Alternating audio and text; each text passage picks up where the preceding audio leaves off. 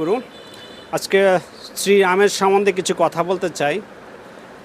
আসলে আজকে সারা বাংলাদেশে যে রামের বিষয় নিয়ে যে আলোচনা চলতেছে, আসলে তিনি কে? আসলে এটা তো অনেকে জানে না বা অনেকে বোঝে না যে শ্রীরাম হচ্ছেন একজন ভগবান।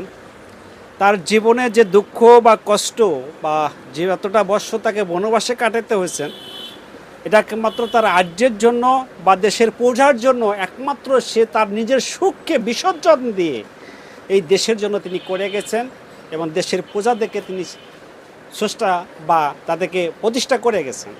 আচ্ছা, সেই রামের সম্বন্ধে আমরা যে উল্টাপাল্টাগুলো কথাগুলো বলতেছি, আসলে তার সম্বন্ধে আমরা কতটুকু বা জানি? আসলে ধর্ম আমরা ভেতরে প্রতিষ্ঠা করতে পারি নাই, তাই আজকে অন্য ধর্মকে আমরা আঘাত করছি। কিন্তু ধর্ম আঘাত করার বিষয় না, ধর্মকে প্রতিষ্ঠা করার বিষয়।